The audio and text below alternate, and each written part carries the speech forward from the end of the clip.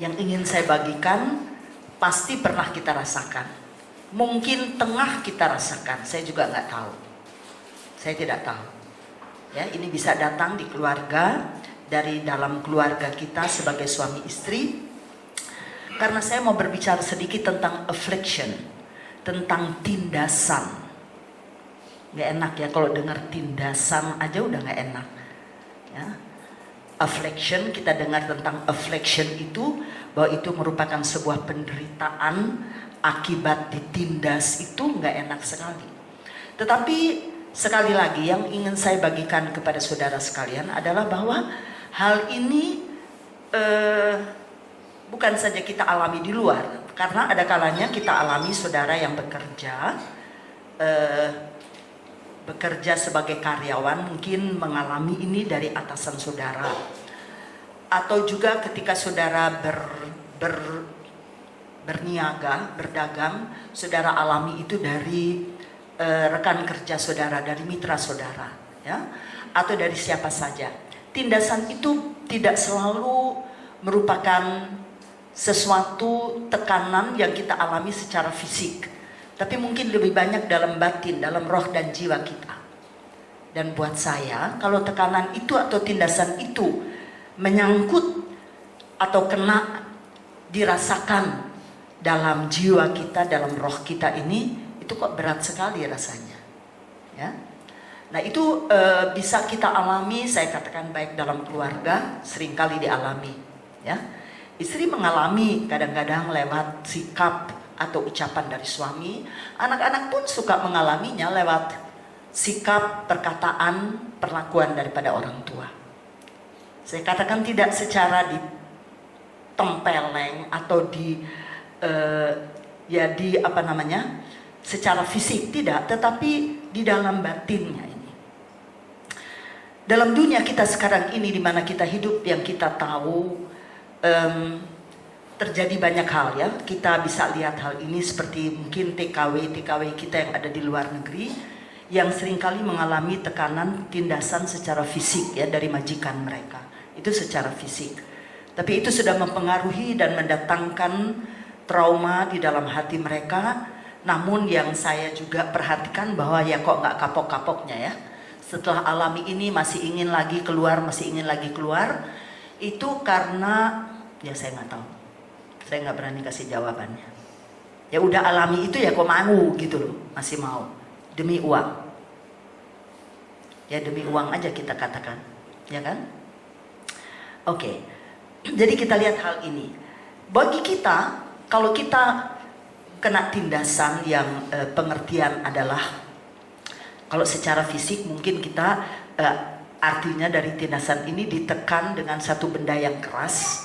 Ya, ditekan kuat-kuat dengan satu benda yang keras, mengalami tindasan, mengalami tekanan.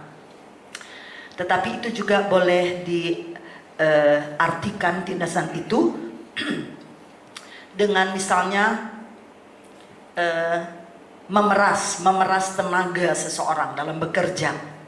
Itu juga merupakan sebuah tindasan, karena itu mengakibatkan penderitaan bagi yang diperas, bukan? Jadi sebenarnya perbuatan dari seseorang yang menindas orang lain itu sudah tidak baik. Apalagi yang merasakan tindasan tersebut itu juga merasakan tentunya ini tidak baik baginya. Gak ada tindasan, tekanan yang kita alami, kita rasakan itu baik. Ya, seketika kita mengalaminya. Tapi kalau kita lihat dari firman Allah, kita akan belajar bersama, lebih belajar lagi. Untuk tetap mengatakan seperti pujian tadi, Tuhan itu baik. Tuhan itu baik. Puji Tuhan. Kita tahu bahwa kalau kita ambil contoh-contoh di dalam Alkitab, karena di Alkitab itu banyak sekali. Salah satu yang paling menonjol, kalau yang kita mungkin lebih ingat, adalah Israel sendiri yang selama mereka di Mesir sekian ratus tahun, itu mereka ditindas habis-habisan ya oleh bangsa Mesir. Tetapi yang saya lihat dari seorang yang mengalami tekanan, ditekan, ditindas, lalu merasakan menderita oleh karenanya, selalu mengharapkan, kita pun, ya saya ngomong orang lain, kalau kita pernah mengalaminya, kita mengharapkan sebuah jalan keluar, kita mengharapkan sebuah pertolongan, kita mengharapkan sebuah solusi. Dan solusinya dari tekanan itu yang menghimpit kita, yang terasa jiwa kita ini terhimpit, roh kita yaitu ingin merasakan kebebasan tentunya, ingin merasa terlepas dari solusi, dari hal yang seperti itu, ya. Dan itu wajar saja. Kita selalu ingin mengharapkan, selalu ingin mendapatkan jalan keluar yang membuat kita jadi bebas. Kita buka Kejadian 16 dulu. Saya tidak bisa bercerita, ya, tapi saya apa yang ada di dalam firman Tuhan itu saja yang saya berikan, ya. Saya nggak bisa membuat ini sebuah cerita yang panjang lebar dan sebagainya, sekalipun kalau saya khotbah panjang. Masih mau dengar? Ya, oke. Kejadian 16 ini adalah perikop tentang Hagar dan Ismail. Hagar kita tahu, ya, budak hamba yang sebenarnya bekerja di rumah keluarga Abraham dan Sarai. Dan Ismail adalah anak yang Hagar lahir dari Hagar dari Abraham juga. Nah, ketika Hagar ada di sana, firman Allah berkata di ayat yang keempat, setelah dia tahu bahwa dia ini mengandung, Abram menghampiri Hagar, lalu mengandunglah perempuan itu. Ini juga kan disodorkan oleh Sarai kepada Abram, ya, bukan Abram sendiri, tetapi Sarai yang menyodorkan agar ada keturunan, karena Ishak itu belum lahir, belum ada pada waktu itu. Ketika Hagar tahu bahwa ia mengandung, maka ia memandang rendah akan nyonyanya itu. Nah, ini awalnya. Hagar ini dia tahu bahwa janin yang ada di dalam kandungannya ini adalah dari Abraham, tuannya. Dan sekarang dia lihat kepada nyonyanya. Nyonyanya nggak mengandung, dianya mengandung. Langsung dikatakan dia melihat rendah, memandang rendah kepada nyonyanya, meremehkan nyonyanya, sedangkan posisinya dia adalah hamba sebenarnya, budak. Tapi dia mungkin tidak tahu akibat dari sikapnya, dari perasaannya terhadap nyonyanya itu. Dia belum tahu akibatnya. Dan seringkali kita pun dalam hidup ini begitu. Kita lakukan sesuatu yang kita nggak tahu nanti ada akibatnya sebenarnya. Dari segala sesuatu. Ada yang disebut, yang kita tahu, hukum tabur tuai. Secara alami, secara natur ada itu. Dan dalam semua hal, dalam segala bidang itu ada. Ya, baik. Jadi dia memandang rendah. Kemudian saya baca saja terus. Lalu berkatalah Sarai kepada Abram, penghinaan yang kuderita ini adalah tanggung jawabmu. Jadi istri melemparkan kepada suami. Padahal yang menyodorkan Hagar siapa? Dia Hagar, Sarai. Sekarang dia begitu, dia bilang itu tanggung jawab kamu. Oke. Ini kalau di dalam rumah tangga kita, ini bisa berantem. Bisa berantem. Ya, oh yang lain, oh enggak, kan kamu yang tawarin, bukan saya yang minta-minta dan sebagainya. Tapi di sini enggak. Bukan di sini, di dalam Alkitab. Saya nggak tahu kalau dalam jemaat GPD Bethlehem. Lalu berkatalah Sarai kepada Abram, penghinaan yang kuderita ini adalah tanggung jawabmu. Akulah yang memberikan hambaku ke pangkuanmu. Tetapi baru saja dia tahu bahwa ia mengandung, dia memandang rendah akan daku. Tuhan kiranya yang menjadi hakim antara aku dan engkau. Kata Abram kepada Sarai, hambamu itu di bawah kekuasaanmu. Perbuatlah kepadanya apa yang kau pandang baik. Lalu Sarai menindas Hagar sehingga ia lari meninggalkannya. Jadi yang dianggap Sarai baik, yang saya katakan itu bukan perbuatan yang baik. Tapi ketika Abraham katakan hambamu itu di bawah kekuasaanmu, perbuatlah kepadanya apa yang kau pandang baik. Oh, yang baik buat Hagar adalah menindas dia menurut Sarai. Dan seperti saya katakan tadi bahwa kalau seorang alami tindasan tekanan, selalu dia mau cari jalan keluar. Dia ingin terlepas, dia ingin bebas. Jalan keluarnya bagi Hagar, dia lari.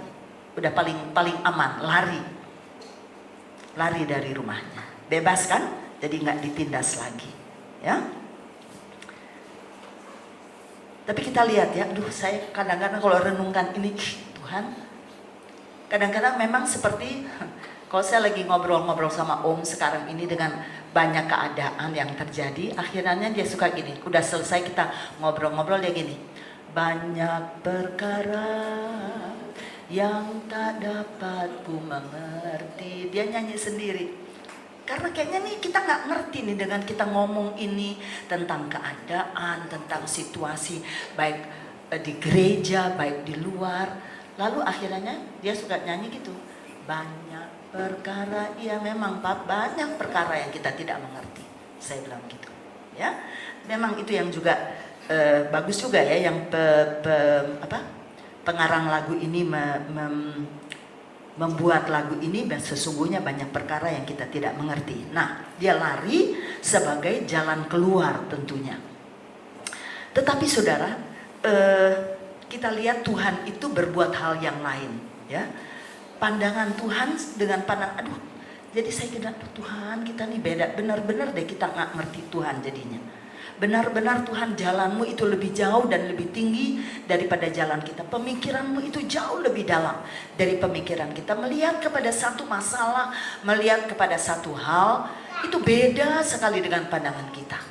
Nah, kadang-kadang saya sampai gitu, kapan kita mempunyai pikiran yang sama dengan Tuhan? Kapan kita sampai kepada memiliki pandangan yang sama dengan Tuhan menghadapi sebuah masalah misalnya, ya?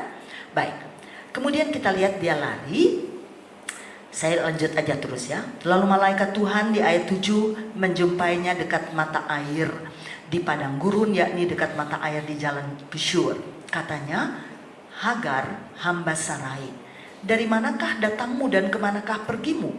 Jawabnya, aku lari meninggalkan Sarai nyonyaku. Lari, ya, tidak ingin merasakan tindasan.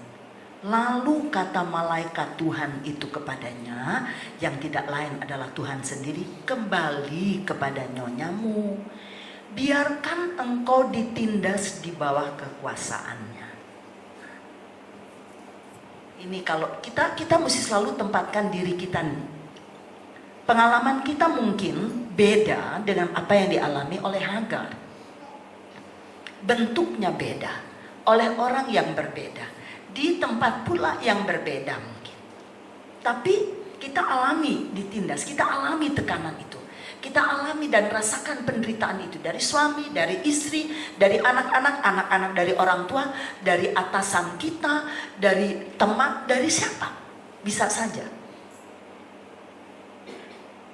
Ya. Nah, sekarang kita dengar kembali. Seperti kita juga, kita ingin keluar. Kalau kita sudah nggak senang di sana, alami tekanan, alami dipojokkan, diperlakukan tidak adil, kita rasanya kepengen angkat kaki aja, tinggalkan. Itu udah paling aman, udah paling enak, paling gampang. Tapi buat Tuhan sih nggak seperti itu. Jadi marilah kita mulai belajar untuk mau mengerti bagaimana Tuhan melihat sesuatu, apa yang baik buat kita menurut Tuhan. Kita perlu belajar dalam seiring perjalanan kita ke depan dalam kehidupan kita. Jadi Hagar ini, lihat aja malaikat Tuhan akhirnya datang. Hagar itu siapa? Sehingga malaikat Tuhan itu harus datang kepada Hagar. Itu siapa? Dia itu cuma seorang budak. Dia seorang hamba yang bekerja di sana. Sebenarnya nggak ada urusan apa-apa. Tapi saudara mengerti kenapa? Karena janin yang ada di dalam kandungannya adalah benih dari Abraham. Saudara tahu kan, Allah kita, Allah Tritunggal yang suka disebut Allah Abraham, Allah Ishak, Allah Yakub. Ya, memang si Hagarnya nih ini secara keturunan, secara bangsa tuh nggak ada urusannya. Tetapi toh perhatian Tuhan itu ada pada Hagar karena saya ambil kesimpulan, saya percaya hal ini karena janin yang ada. benihnya adalah dari Abraham. Dan Abraham, kita tahu siapa Abraham sebagai bapak orang percaya. Kita kenal dia seperti apa, bagaimana dia sudah mentaati panggilan Tuhan untuk keluar dari Ur Kasdim, Kejadian 12. Baik, sekarang dia katakan begini, kembalilah kepada nyonyamu, biarkanlah engkau ditindas di bawah kekuasaannya. Ini satu perintah untuk kembali. Ngomong kan gampang ya, seringkali kita ngomong ya, kita kasih perintah, kita suruh orang, kayaknya gampang gitu. Tapi bagi orang itu yang diperintah untuk kembali, dia ingat dong, dia udah lari dari rumah situ karena dia gak ingin ditindas.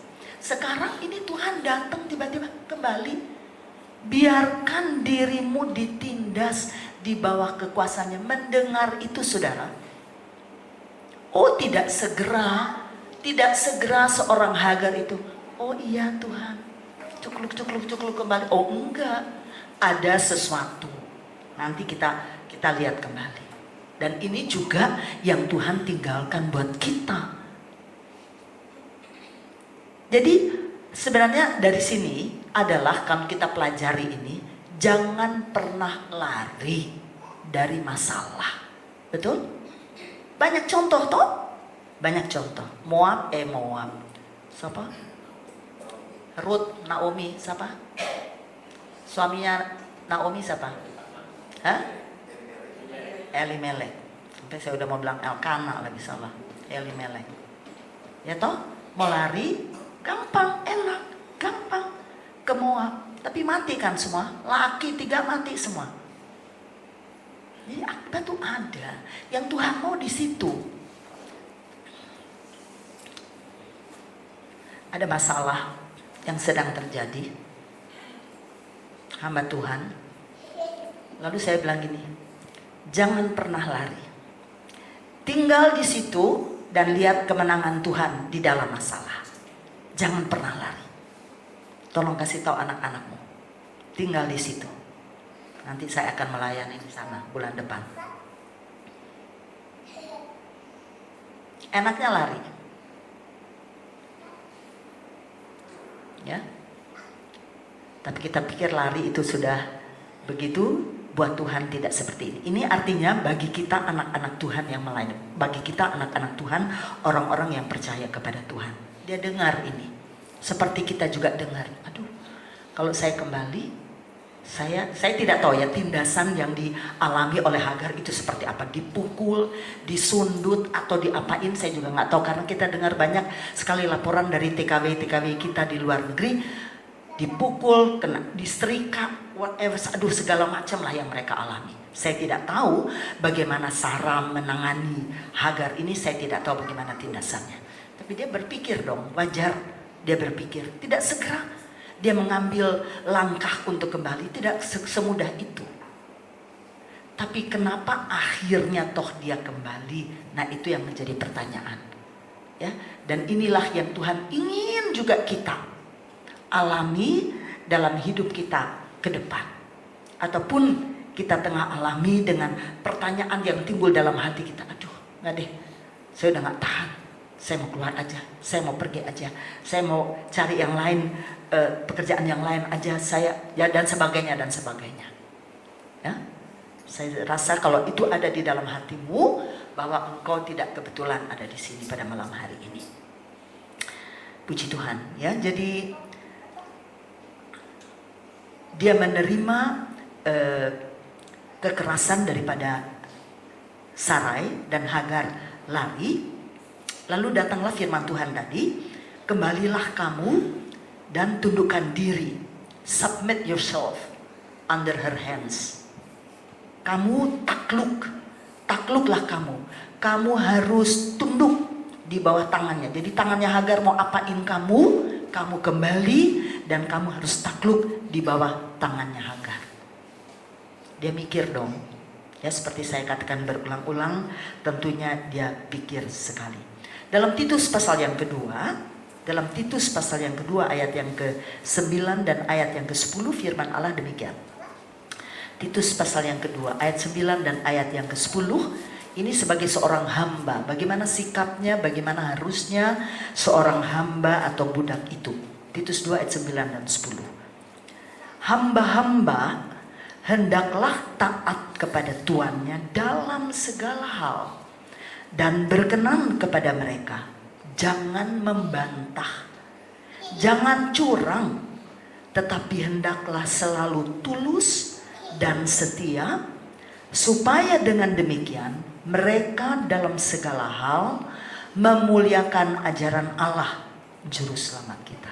Ini berlaku buat hamba-hamba. Mestinya tuh begitu sikapnya mereka. Tapi Hagar enggak. Dari awal dia tahu dia mengandung, dia lalu meremehkan nyonyanya. Nah, sekarang nyonyanya menindas dia lari. Tidak ada ketaatan. Sedangkan sebagai seorang hamba, sudah dikatakan bahwa sebagai seorang hamba harus taat, tunduk. Jangan membantah. Jangan membantah apa kata Tuhannya. Nah ini sebenarnya kalau saya ngomong, ini sebenarnya berlaku buat kita sekalian. Sekalipun saya di depan saudara, bukan berarti saya hanya bercakap-cakap kepada saudara atau mengucapkan ini kepada saudara, tidak. Saya juga berbicara kepada diri saya sendiri. Bagaimana kita terhadap Tuhan. Tuhan sendiri sudah tinggalkan sebenarnya contoh ini. Kalau kita boleh baca dalam nubuatan Nabi Yesaya, di Yesaya 53 ayat yang ke-7, dia dianiaya, tetapi dia membiarkan diri ditindas. Kata-kata Allah kepada Hagar, malaikat Tuhan itu, kembalilah kamu ke nyonyamu dan biarkan dirimu ditindas. Tuhan Yesus dalam pengalaman ini sebuah nubuatan dari Yesaya, bahwa dia dianiaya, tetapi dia membiarkan diri ditindas dan tidak membuka mulutnya seperti anak domba yang dibawa ke pembantaian, seperti induk domba yang keluh di depan orang-orang yang menggunting bulunya. Dia tidak membuka mulutnya, tidak membantah. Nah, demikian hendaknya Tuhan juga mengutus Hagar, menyuruh dia kembali di bawah tindasan daripada nyonyanya. Ya, itu pikir, pasti 1000 kali pikir, ya, pasti memikirkan, aduh gimana, gak gampang. Untuk juga mentaati firman ini, perintah ini yang datang dari Tuhan sendiri bagi dia untuk dia lakukan, ini juga gak gampang. Karena dia yang ngerasain kan dia. Mungkin dia katakan, ya Tuhan, yang rasain kan saya, yang dipukul saya, yang ditendang saya. Tuhan enak aja ngomongnya. Mungkin kita pernah berkata juga seperti itu ketika kita alami sesuatu. Tapi ini adalah perintah Tuhan. Ya, nah, ini perintah Tuhan yang kadang-kadang sulit buat kita untuk kita mau taati dan kita mau ikuti, karena bertentangan sekali. Karena kita tahu apa yang kita hadapi dan alami. Tapi inilah jalan keluar bagi Hagar yang Tuhan inginkan seperti itu. Jadi Tuhan tidak berkata, oh kasihan kamu lari dari, oh kamu ditindas, oh kamu lari ya dari nyonyamu, oh iya sini ayo mari. Enggak, bukan begitu. Solusinya Tuhan buat kita tidak seperti itu, ya. Dan tapi sebab itu saya katakan, biarlah hendaknya kita tuh mengerti. Kita mau mengerti ketika hal itu terjadi dalam bentuk yang beda barangkali, tapi seperti itu, tapi dalam bentuk yang beda, di tempat yang beda mungkin juga kita alami. Mari kita mau mengerti apa yang tengah Tuhan siapkan buat kita sekalian. Kita tahu contoh-contoh dari hal ini adalah yang saya berikan seperti biasa. Pertama dari Rasul Paulus yang kita temui di dalam 2 Korintus 12, yaitu ketika Tuhan izinkan duri di dalam tubuhnya itu. Semua kenal ceritanya. Ada duri dalam tubuhnya. Dan Rasul Paul berdoa dengan sungguh-sungguh, mohon dengan sungguh-sungguh. Karena duri itu membuat dia menderita. Kita tidak tahu, dikatakan seorang utusan iblis yang menggocoh dia. Dia minta sungguh-sungguh, Tuhan lepaskan saya. Ya. Jangan pernah minta Tuhan lepaskan hal ini dari saya. Tuhan jauhkan hal ini dari saya. Jangan pernah berdoa seperti itu. Tapi doa kita harusnya, Tuhan beri aku kekuatan untuk mampu menanggungnya. Itu.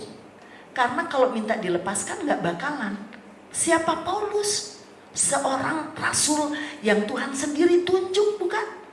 Untuk melayani dia. Nah sekarang dia diizinkan ada duri, dia minta sungguh-sungguh. Bukan main-main.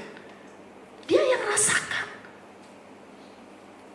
Tapi Tuhan kan, jawaban Tuhan kan beda. Anugerahku, kasih karuniaku tuh cukup bagi kamu. Hah? Kita gini, hah? Kasih karunia cukup. Kalau kita kali jawab begitu, Rasul Paulus diam aja, saya rasa ya. Rasul Paulus luar biasa ya saudara. Tapi kalau kita, hah? Kasih karunia.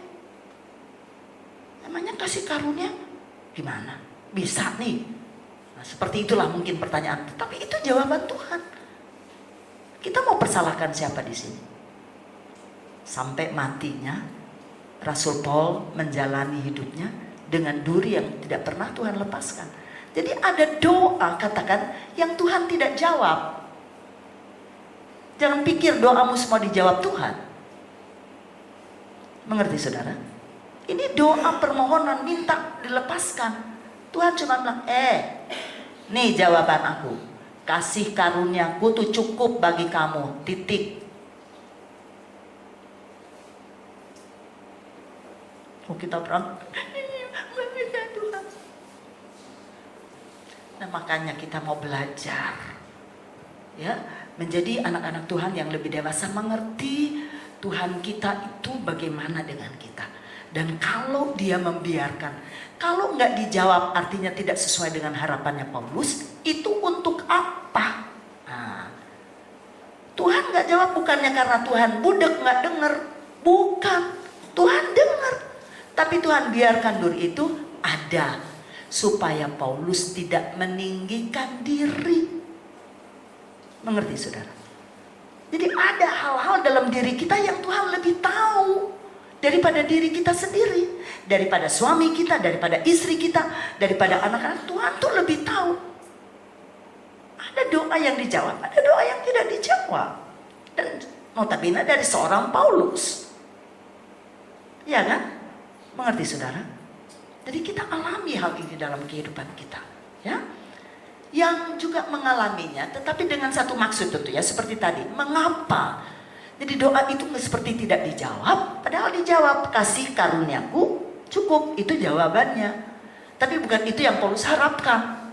Tapi kenapa sampai jawaban itu seperti itu? Supaya Paulus ini kan cepat sombong. Cepat sekali kalau orang puji Paulus, dia cepat teng gitu. Jadi kesombongan, keangkuhan, kebanggaan Paulus itu harus ditekan. Tuhan tidak suka dari seorang Paulus yang notabene adalah seorang rasul yang dilantik oleh Tuhan sendiri menjadi seperti itu. Jadi itu Tuhan tahu apa yang dia kasih kepada Paulus. Ini penderitaan ini yang kamu harus lewati. Mengerti saudara? Ya. Kadang-kadang ada penyakit dalam diri kita ya. Nah, kita saya juga sedang ngomong sama Om. Ada satu kejadian yang sangat menyedihkan. Semua ini menyedihkan. Saya bilang, aduh, sampai saya gini, aduh Tuhan Yesus tolong, Tuhan Yesus jaga kami. Oh Tuhan tolong. Ya, banyak hal yang sedang terjadi. Justru di kalangannya hamba Tuhan. Jadi, kami sebagai hamba Tuhan juga, aduh Yesus tolong.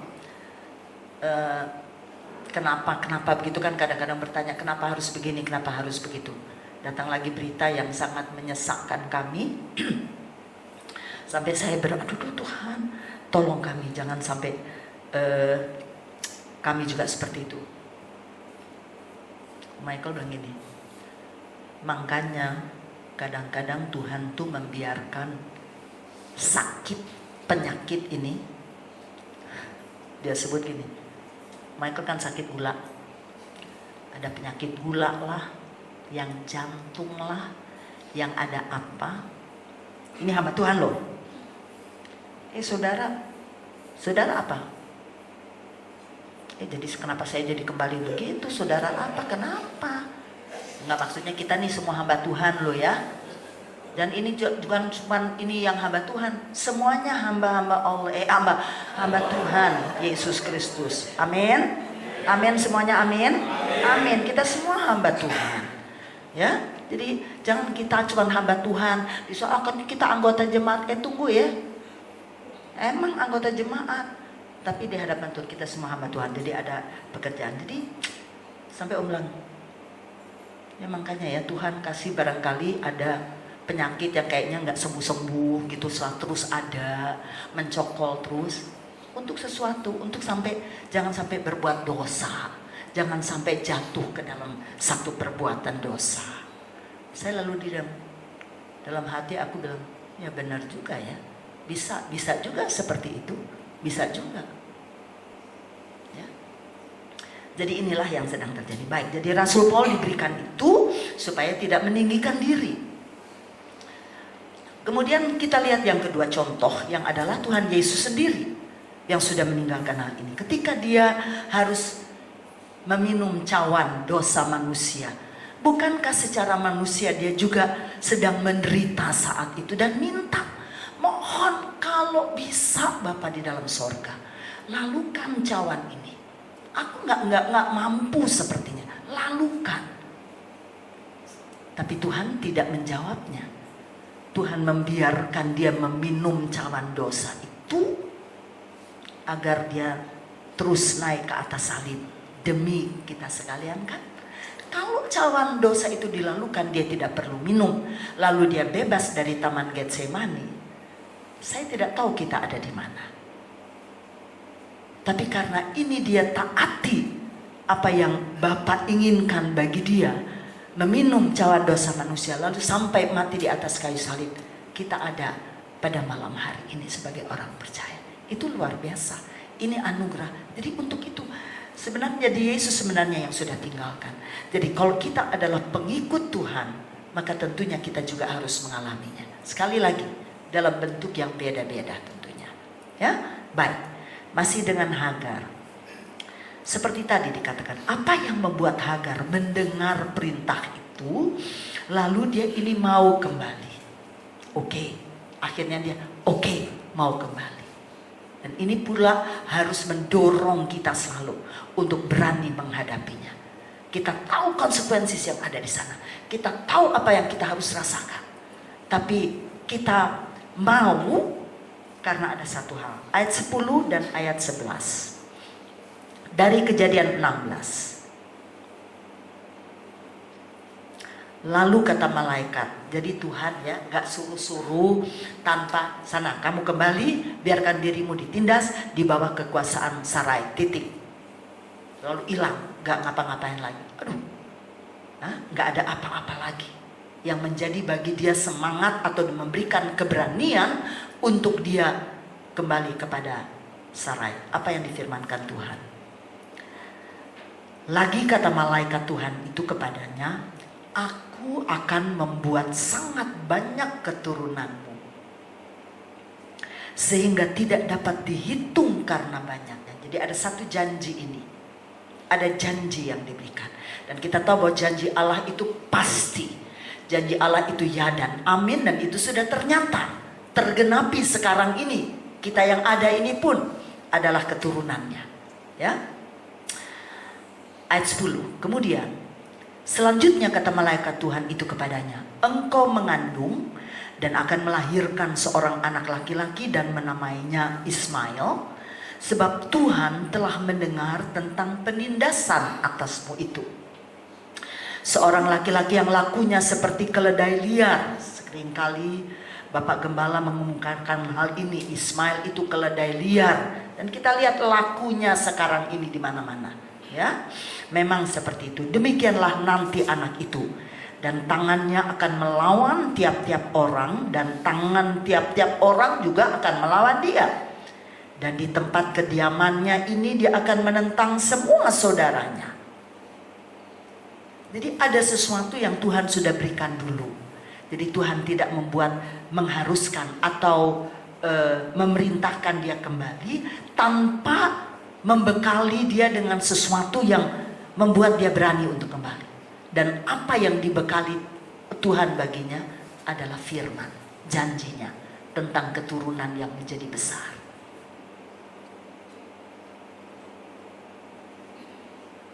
Ada firman Allah sebenarnya saudara, yang saudara dan saya miliki dalam keadaan seperti itu. Untuk tetap tinggal di mana kita sedang rasakan hal yang tidak enak, ya. Tapi seperti saya khotbahkan, gelap itu baik, terang itu juga baik, bukan? Terang itu perlu, gelap itu juga perlu untuk kita beristirahat. Saya mendengarkan kembali. Jadi kalau tindasan ini ada dapat, nanti kita akan baca ayatnya, bahwa itu juga baik. Cuma seringkali kan kita anggap itu tidak baik. Kalau kita ada di gelap, kita juga anggap itu tidak baik. Selalu kita berkata seperti itu. Tapi marilah kita mulai belajar untuk, barangkali di awalnya kita mengalaminya, kita tentu rasa nggak baik. Tapi tolong tunggu dulu. Apa yang Allah sedang siapkan buat kita di tengah keadaan yang seperti itu. Nah, dia berkata tentang janji ini. Dan janji Allah itu pasti. Kita tahu 2 Petrus 3 ayat 9 mengatakan dia itu nggak lalai. Enggak lalai. Pastikan segala janji Allah yang ada itu juga bagi kita berlakunya, dan itu akan tergenapi dalam kehidupan kita.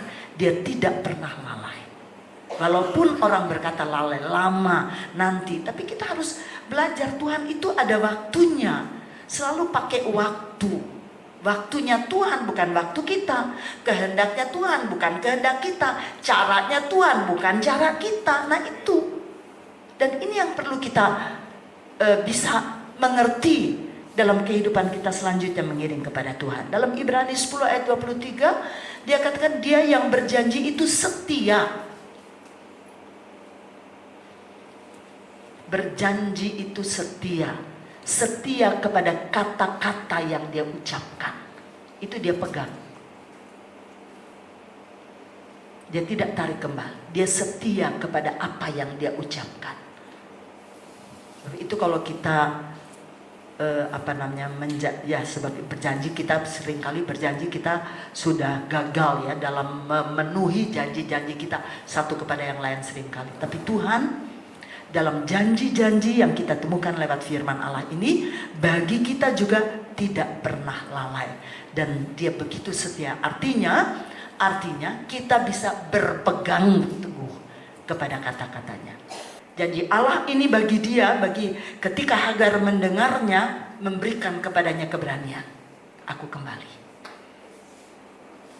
Karena yang ngomong itu Tuhan. Firman Allah ada firmannya Allah, bukan dari kami manusia. Sebab itu percayalah sungguh akan firman Allah dan segala janji Allah bagi kita sekalian. Dalam Mazmur 9 ayat 13, sebentar ya. Dalam Mazmur 9 ayat 13, firman Allah berbunyi seperti ini. Seperti tadi, dia datang karena dia ingat orang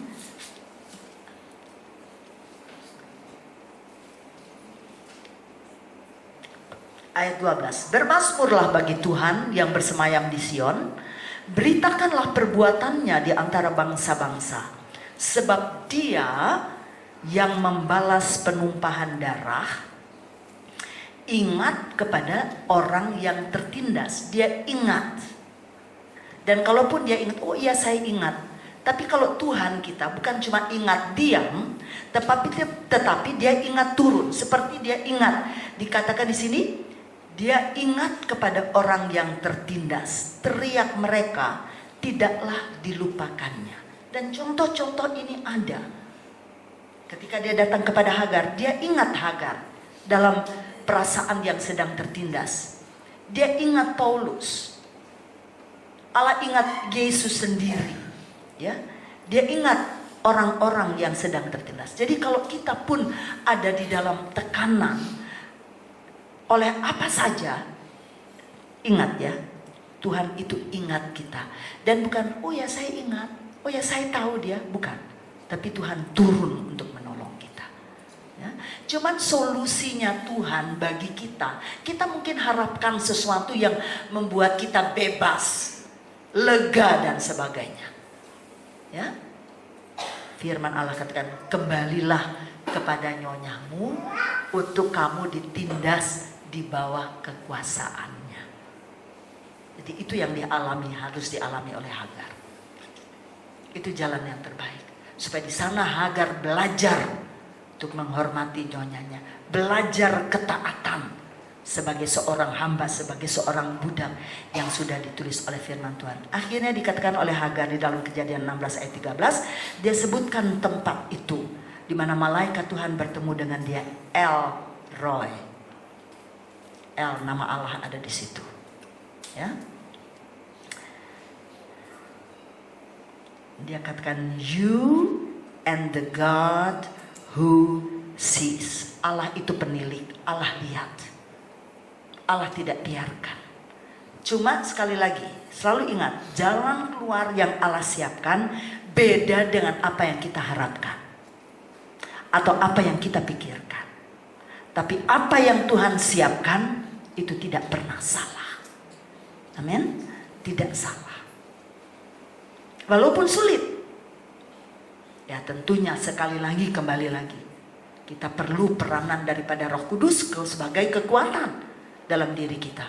Bukan kita yang mampu. Roh Kudus itu harus menjadi kekuatan di dalam diri kita untuk kita jadi berani kembali ke rumahnya Sarai. Untuk kita tetap tinggal di tengah-tengah keadaan yang tidak enak tersebut. Ya. Jemaat di Tesalonika, kalau saudara baca 1 Tesalonika 1 ayat yang ke-6, mereka di situ juga alami penindasan yang berat, tetapi mereka bisa menerima firman Allah dengan sukacita yang dikatakan dikerjakan oleh Roh Kudus. Jadi peran Roh Kudus dalam kehidupan jemaat di Tesalonika itu di tengah-tengah penindasan mereka yang berat. 1 Tesalonika 1 ayat 6 dikatakan, tetap mereka bisa bersukacita menerima firman Allah. Di dalam 2 Tesalonika 1 ayat yang keempat, itu masih jemaat Tesalonika masih sama. Di sana disebut tentang ketabahan mereka. Sehingga dalam jemaat-jemaat Allah kami sendiri bermegah tentang kamu karena ketabahanmu. Kamu tuh tabah. Dan imanmu dalam segala penganiayaan dan penindasan yang kamu derita. Apa yang membuat mereka tabah? Apa yang membuat mereka bisa tegar tetap? Yaitu firman Allah yang tetap diberitakan kepada mereka, yang selalu membuat mereka terima dengan sukacita, dengan hati yang terbuka, dengan iman, dan juga Roh Kudus yang mereka sudah terima dari Tuhan. Jadi saya selalu kan berkata, kedua hal ini jangan pernah dipisahkan, atau jangan ini lebih kuat dari yang satu, tidak. Harus seimbang, harus sama. Firman Allah, pengetahuan akan firman Allah dalam diri kita, pahami betul. Tetapi untuk menjalankannya, mentaatinya, mengerti, itu perlu kekuatan daripada Roh Kudus. Jadi kedua hal ini penting. Dalam rumah tangga, menjalankan rumah tangga dengan takut akan Tuhan, seperti hal-hal yang kita sudah dengar ini. Itu peran ini tuh besar sekali. Ya, baik. Saya tutup dengan Mazmur 119. Dengan Mazmur 119, firman Allah berbunyi seperti ini. Ayat 67 dulu. Mazmur 119 ayat 67. Sebelum aku tertindas, aku ini menyimpang, suka menyimpang. Jadi hidup nih enak, lagi enak, aku tuh menyimpang. Aku hidup bebas, gak ada apa-apa. Ya. Sebelum aku tertindas, aku menyimpang. Tetapi sekarang aku berpegang pada janjimu. Memang ya kadang-kadang kita juga kalau lagi gak alami apa-apa, betul sih kita ke gereja, betul kita melayani, tetapi ya so-so lah. Ya. Tapi ada waktunya akhirnya Tuhan izinkan kita masuk merasakan tindasan itu. Jangan menyayangkan diri, tetapi Duduk di kaki Tuhan, renungkan sejenak apa yang Tuhan inginkan. Ya, apa yang Tuhan siapkan buat kita. Di ayat yang ke-71 dia berkata bahwa aku tertindas itu apa bagiku? Baik. Dia sendiri bisa mengakui itu baik. Aku tertindas itu baik bagiku. Supaya apa? Supaya aku belajar ketetapan. Jadi nggak pernah Allah berikan, izinkan sesuatu begitu saja, nyukurin kita, syukur lu apa-apa. Enggak, bukan. Tapi dia kenal kita masing-masing, name one by one sampai ke kedalaman kita. Dia tahu persis. So karena dia sangat mengerti kita, dia juga tahu apa yang dia sediakan buat kita. Buat saudara lain dengan saya. Lalu kita lihat kadang-kadang, nah kita sebagai manusia suka membandingkan. Nah itu salahnya kita. Ya, tapi Allah tahu persis apa-apa yang kita mesti alami. Oke saudara, sebab itu biarlah kita berpegang. Ada janji-janji Allah buat kita sendiri. Paulus diberikan itu supaya tidak meninggalkan diri. Hagar supaya dia juga kembali ke sana, belajar taat sebagai seorang hamba, ya, menghormati nyonyanya. Israel dilepaskan dari Mesir, tapi lewat padang belantara yang tidak enak. Kenapa mesti di padang belantara? Alkitab juga sudah menjelaskan untuk mereka dilatih berperang, karena mereka tidak pernah tahu berperang. Jadi ada, kalau kita ikuti firman, biarlah kita sama-sama mengerti. Jadi kita nggak menangisi, nggak cengeng dengan keberadaan kita ketika kita alami tekanan tersebut. Ya, tetapi kita bisa katakan, tindasan ini baik bagiku. Untuk apa? Nah, Tuhan nanti akan berikan jawaban kepada kita. Kita akan lihat kebaikannya itu apa buat kita sekalian. Ya, Tuhan kiranya tolong kita bersama dengan keluarga kita. Baik itu mungkin anak harus alami, suami harus alami, istri harus alami, orang tua apa saja, ya. Tapi mari, ada firman Allah, ada kekuatan yang Allah sediakan buat kita, agar kita mampu tetap tinggal di tempat, tabah menghadapinya. Kekuatan di hidupku, ku hanya dapat dari Tuhan. Haleluya.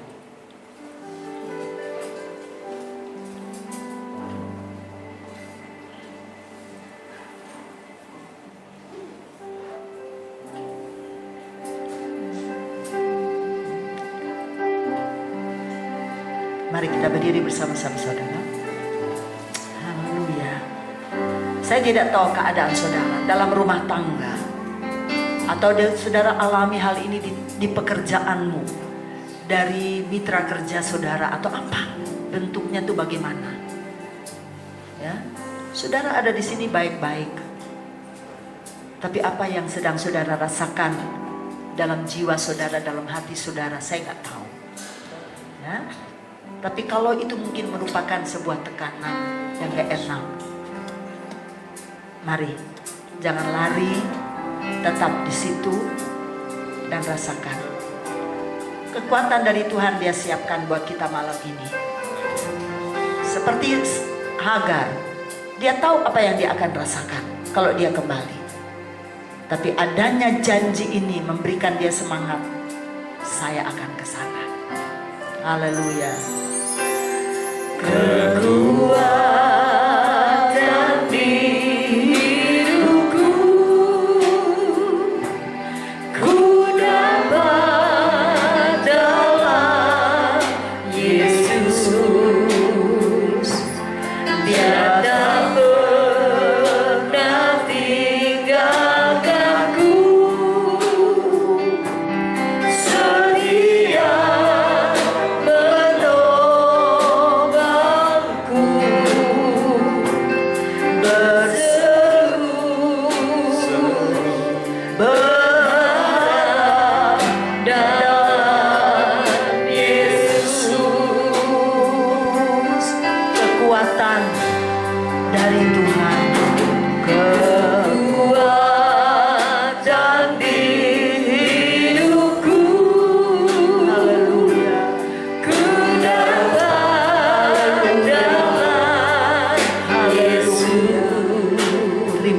kasih Tuhan. Tiada Terima kasih untuk firman. genggamku. Haleluya. Haleluya. Setia menopangku. Ya. Berseru Terima kasih. berharap jalan Yesus. Kalau saudara sedang alami sesuatu, atau ada sesuatu yang seperti mungkin Paulus alami, harus terus menjalani duri itu, atau seorang yang barangkali punya penyakit kok seperti gak sembuh-sembuh, kok terus-terus ada, kita jangan mengeluh, ya, tapi mengertilah untuk apa Allah izinkan itu. Kita sudah berdoa, kita sudah minta, kita sudah berseru, doa puasa barangkali. Bukan Tuhan tidak dengar, Tuhan dengar, karena Tuhan kita hidup. Tapi kalau itu hal itu bercokol terus, mengganggu kita mungkin, atau apa saja bentuknya, mari tengadah kepada Tuhan. Mohon kekuatan dari Tuhan. Kekuatan itu selalu ada bagi saudara dan saya. Selalu. Lewat firman Allah, lewat Roh Kudus yang Dia berikan. Amin. Kekuatan di